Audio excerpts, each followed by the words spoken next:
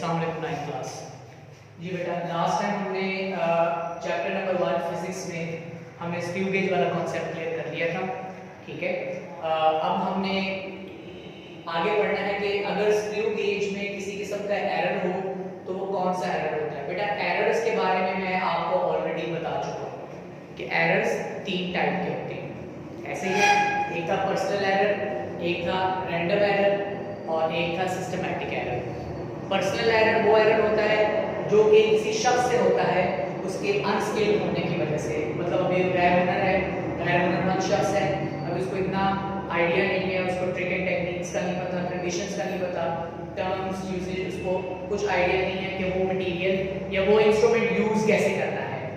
तो ऐसे शख्स से जो गलती होगी बेटा वो कहलाएगी पर्सनल एरर। इसी तरीके से रैंडम एरर था जो कि बहुत ही रैंडमली हम ऑब्जर्व करते हैं। ठीक है, एनवायरमेंटल फैक्टर की वजह से हो सकता है, किसी भी वैल्यू के आंसर में उसके कंक्लूजन में वेरिएशन की वजह से हो सकता है।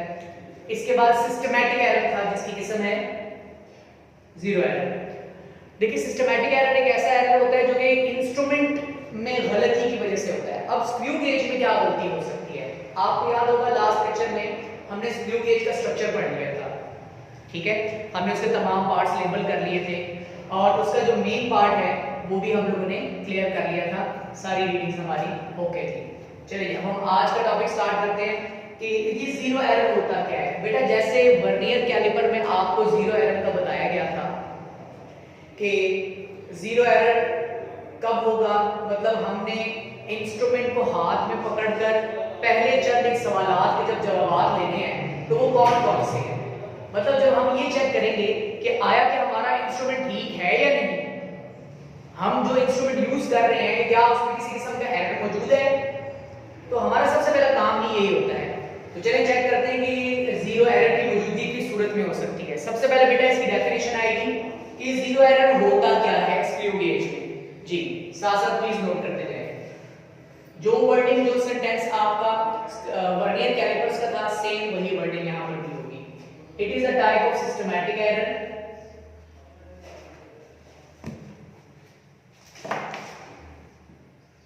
It is a type of systematic error. This error will exist. This error will exist if the zero line of circular scale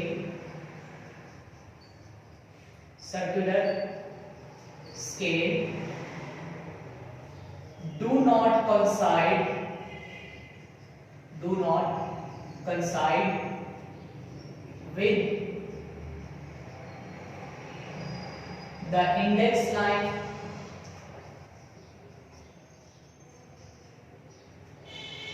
when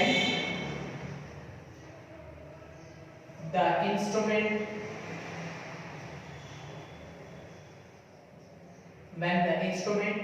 is closed. जी बेटा, सबसे पहला काम क्या होता है कि आपने माइक्रोमीटर स्क्रू गेज को हाथ में पकड़ के उसको बंद करना है, उसको क्लोज करना है, उसे आपने प्रॉपर्ली रोटेट करने के बाद उसके स्टड और स्पिंडल को आपस में मिला देना। उनके दरमियान अगर गैप होगा तो उसको फिल करना है रैचेट से पकड़ के।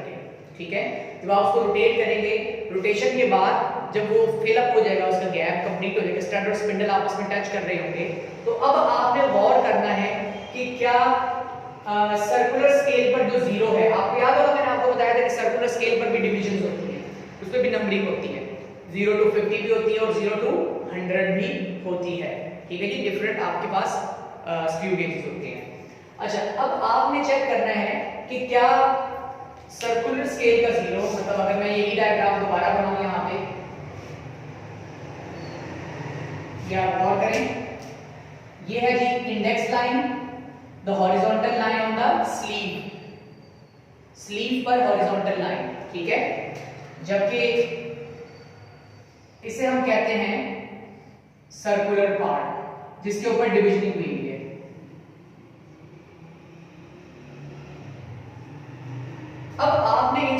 बंद किया, अब मैंने सिर्फ इसका मेन पार्ट बना दिया है जिसे आपको टॉपिक क्लियर करना है।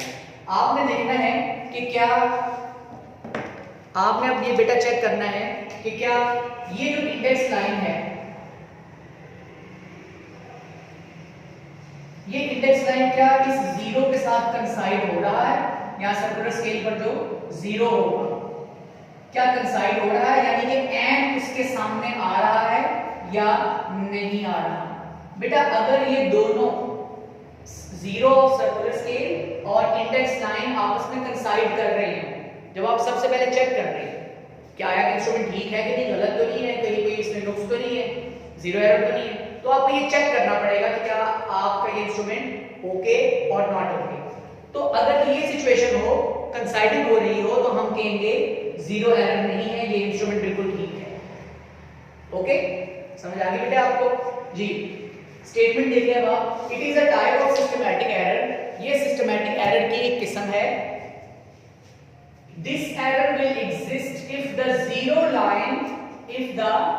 Zero line of circular scale do not coincide with the index line. ठीक है, स्लीव पर मौजूद जो इंडेक्स लाइन है, जो हॉरिजॉन्टल लाइन है, अगर इसके बिल्कुल एंड सामने ना आ रहा हो जी, when the instrument is closed, जब इंस्ट्रूमेंट बंद होगा, तो ऐसे एरर को हम क्या कहेंगे, जीरो एरर। क्या कहेंगे बेटा इसको, जीरो एरर। ये आपको समझाने के लिए मैंने यहाँ पे इसको ड्रॉ किया है। चलिए जब हम अपना सेंटेंस कंप्लीट करते हैं, इसके बाद हमने मजीद आगे क्या लिखना है जी, due to the presence of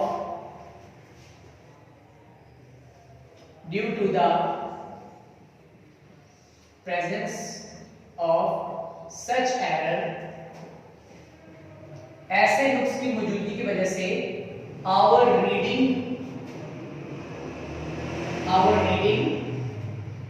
would not be accurate। इस सफर्ड पेमाइश से, इस आलूदा पेमाइश से, पेमाइशी आले से अगर आप पेमाइश लेंगे तो जो रीडिंग होगी वो एक्यूरेट नहीं होगी, रीडिंग एक्यूरेट नहीं होगी, would not be accurate, it may be greater, देखिए वही वाले सेंटेंसेस आ रहे हैं जो कि आप लोगों ने वर्किंग कैरेक्टर में लिखा था, it may be greater or less than the actual measurement,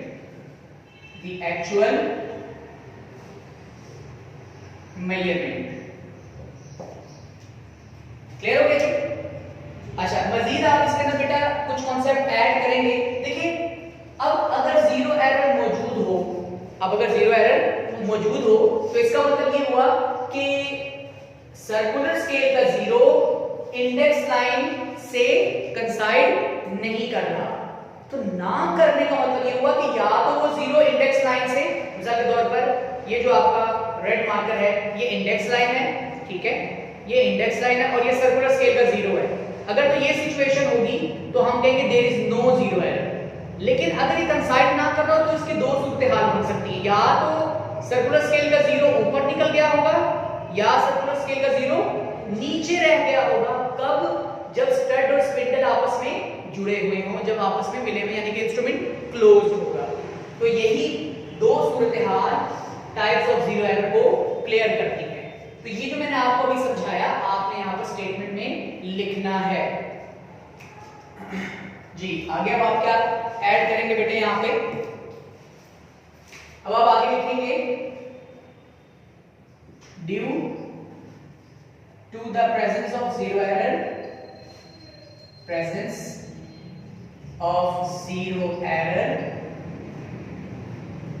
the zero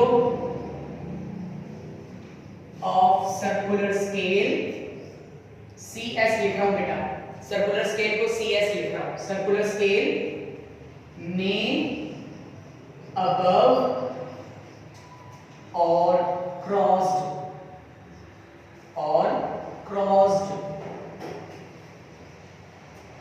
or below the index line,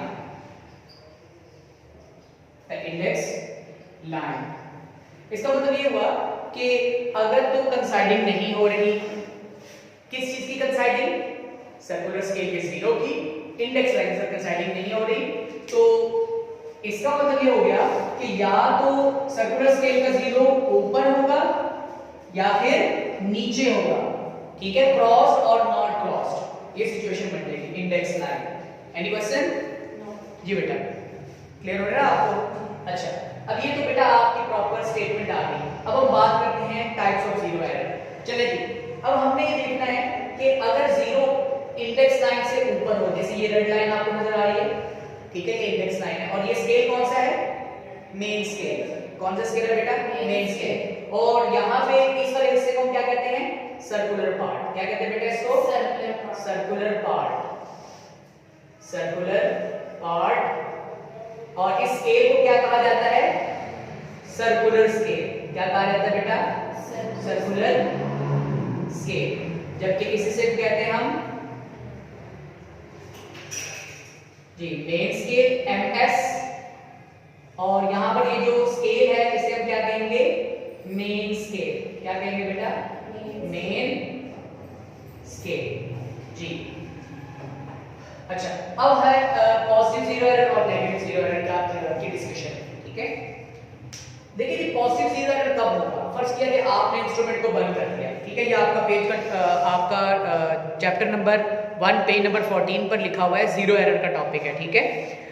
zero error will be positive if the zero of circular scale is behind the index line, मतलब अभी cross नहीं किया उसने, ठीक है। तो अगर तो ये देखिए वाइड नोट प्लीज, अगर ये सिचुएशन हो, ये जो मैंने जीरो लगाया है, जीरो लिखा है, ये सर्कुलर स्केल का जीरो है।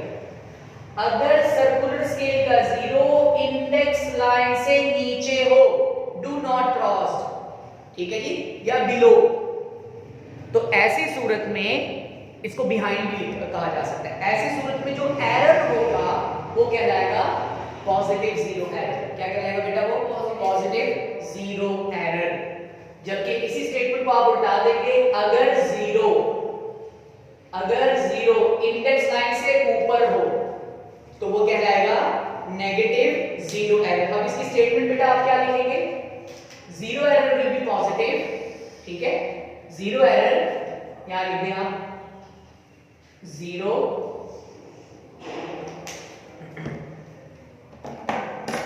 जी, zero error will be positive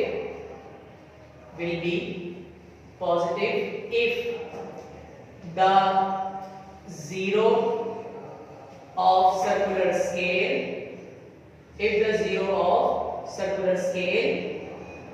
behind the index line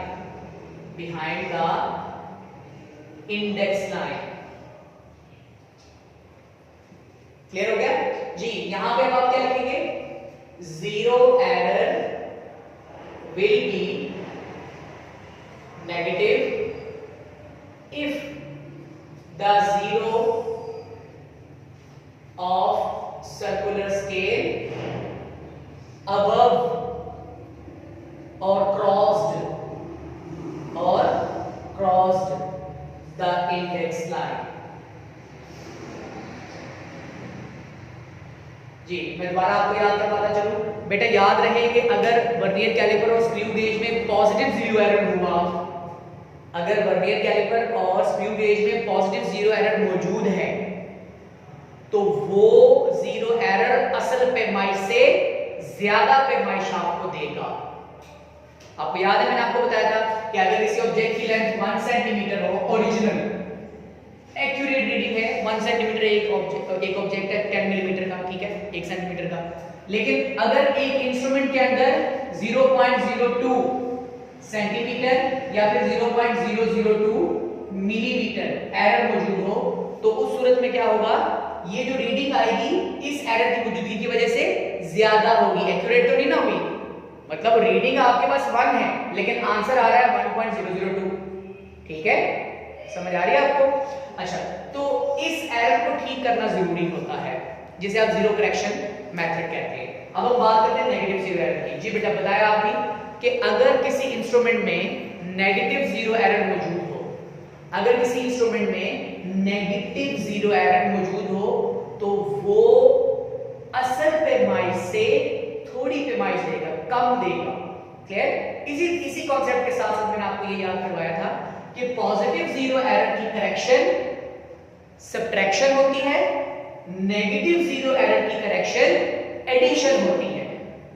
फिर दोबारा सुन लें, पॉजिटिव जीरो एरर की करेक्शन, पॉजिटिव जीरो एरर की करेक्शन सब्ट्रैक्शन होती है, माइनस करना होता है, जबकि नेगेटिव जीरो एरर की करेक्शन एडिशन होती है, ऐड करना होता है। जैसे लास्ट टाइम स्टूडेंट ने पूछा था कि सर हमने किस चीज को ऐड करना है, किस चीज को सब्ट्रैक्ट करना है, वो बेटा आपका प्रैक्टिकल का पोर्शन है। तो जब आप प्रैक्टिकल क्लासेस के अंदर प्रॉपर परफॉर्मेंस करेंगे तो इंशाल्लाह आपको ये चीज सिखाई जाएगी कि आपने एरर निकालना कैसे है। क्लियर हो गया जी आपको? चलिए एक दफा दोबारा कंक्लूड करते हैं। हमने माइक्रोमीटर स्क्रू गेज की बात की थी। हमने ये देखा कि माइक्रोमीटर स्क्रू गेज जो है वो वर्नियर कैलिपर से ज्यादा डिटेल और एक्यूरेट रीडिंग देता है। 1 मिलीमीटर के 100 पार्ट तक ठीक पैमाइश देता है। फिर हम लोगों ने उसके पार्ट्स क्लियर किए। आज हम पढ़ रहे हैं कि अगर हमारे वर्नियर कैलिपर स्क्रू गेज में किसी किस्म का एरर हो, अगर वो खराब हो तो जीरो एरर कहलाएगा। अब वो जीरो एरर की डेफिनेशन बेटा आज हमने क्लियर की। ठीक हो गया? फिर हमने ये पढ़ा कि जीरो एरर की कितनी टाइप्स होती हैं। बेटा 2 टाइप्स होती हैं, पॉजिटिव जीरो एरर और नेगेटिव जीरो एरर।